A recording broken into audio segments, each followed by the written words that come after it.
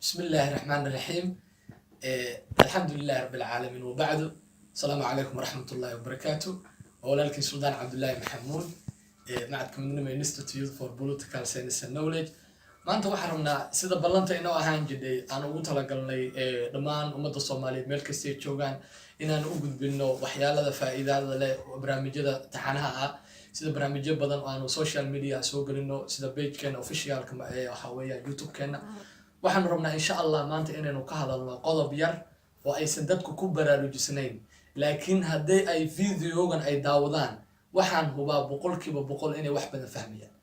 maanta qodobka aan rabnay inaan ka hadalno waxa weeye muhiimaddu ay wax akhrisku leeyahay qodobkaas aan rabnay inaan maanta ka hadalno muhiimad intee la eg buu wax akhrisku leeyahay wax akhrisku waa maxay wax akhris qaabka ugu fudud aad wax akhrin kartaa waan rabnaa insha Allah inaynu wax weey qodobo yar baan ka soo koobnay annagoo meelo badan ka soo fiirinay waxa weeyaan annagoo meelo badan ka soo fiirinay meelo badan research aan ku soo sameynay insha Allah waxaan rabnaa insha Allah muhiimadda koowaad aan annaga noo sameynayso walaal waxa weeye page-ka midnimo Institute for Political Science and Knowledge subscribe garay bas wax kale ka marno waxaan kaloo hubaa haddii aad page-ka daawato ama video-ga aad daawato in wax badan ka anfici doono haddaadan waagi hore aan wax akhrin jirin waxaad ku baraarugaysaa haddaad video-ga daawato inaad wax badan akhrin doonto hadduu alla idmo marka casharkeena waa iska sii gudagelinaya hadduu alla idmo muhiimaddu wax akhrisku leeyahay wax akhrisku muhiimadda uu leeyahay waxaan ogsoonahay diinteena suuban nabigeena salawaatullaahi wasalaamu calayh ilaahi subxaanahu watacaala marka uu noo soo dejinayo diinteena markii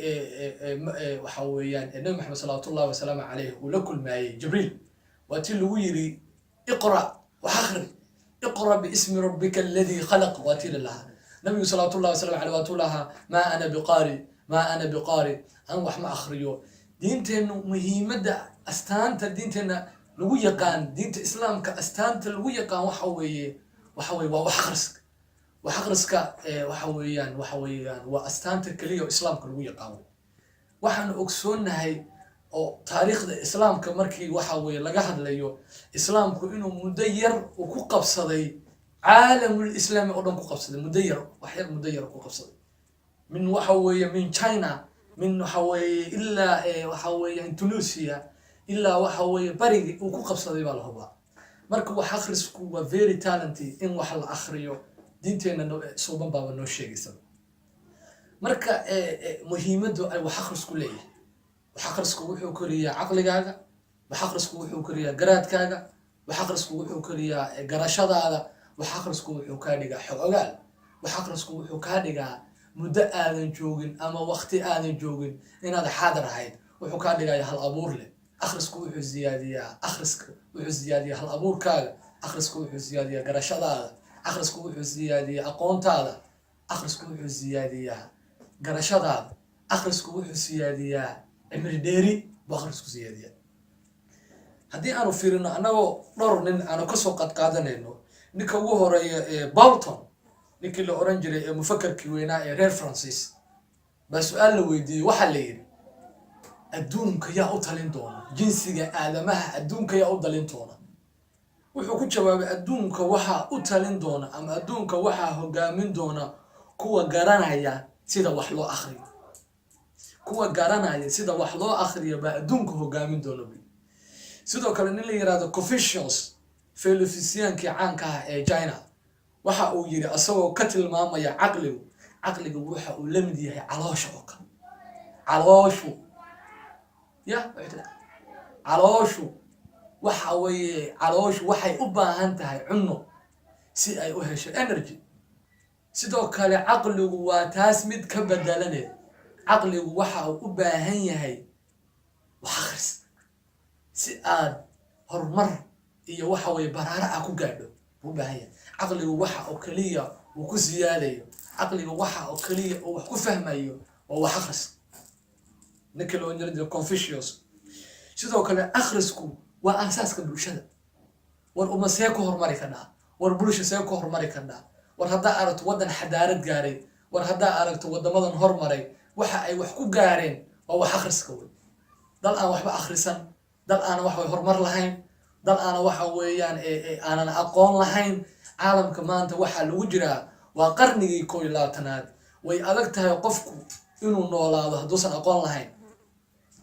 akhrisku wuxuu siyaadiyaa garaadkaaga, akhrisku wuxuu siyaadiyaa garashadaada, akhrisku wuxuu siyaadiyaa, akhrisku wuxuu kaa dhigaa waayo arag wax badan og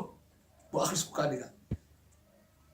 akhrisku wuxuu siyaadiyaa ama akhrisku wuxuu dheereeyaa cimrigaaga,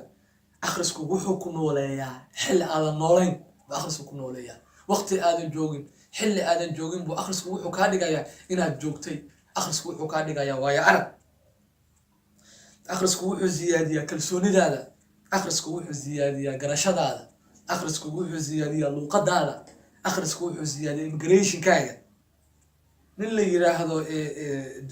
Dr. Lewis, nin la yiraahdo oo new psychology ah oo waxna ka bara jaamacadda Sussex, nin la yiraahdo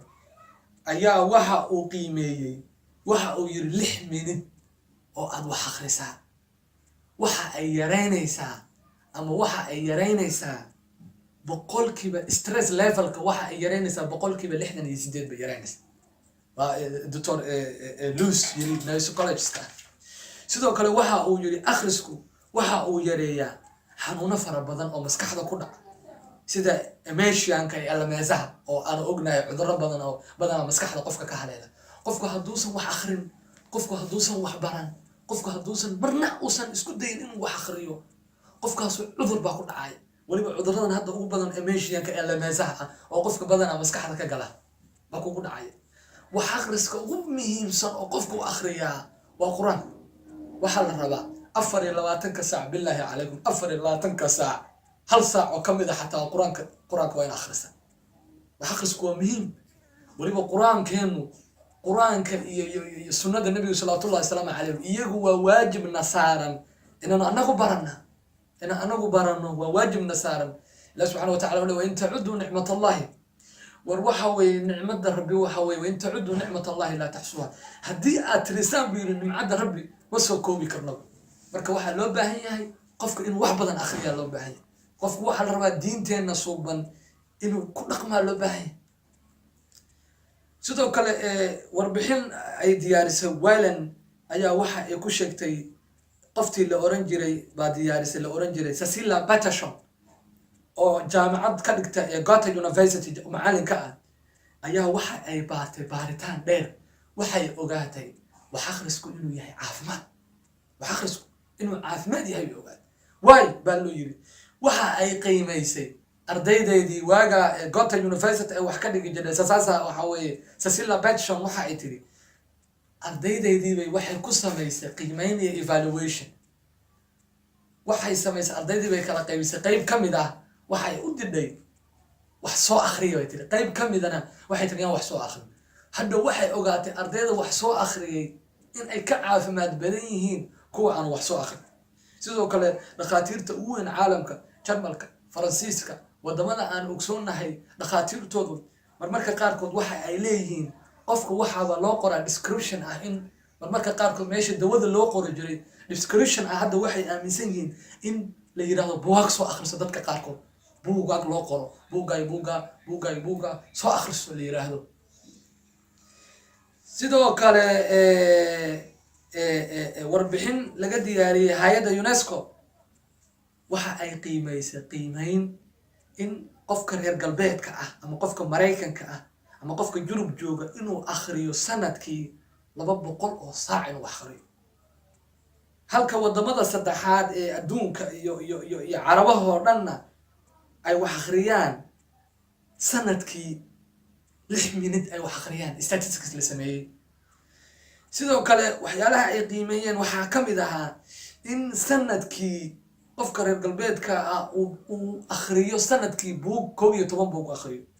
halka kan Yurubiyaanka aanu akhriyo 7 buug. halka wadamada saddexaad ay akhriyaan safxad markii 4 qaybood loo qaybiyo qayb kamid ah bay akhriyaan. sidoo kale jariirada la yiraahdo Huffington Post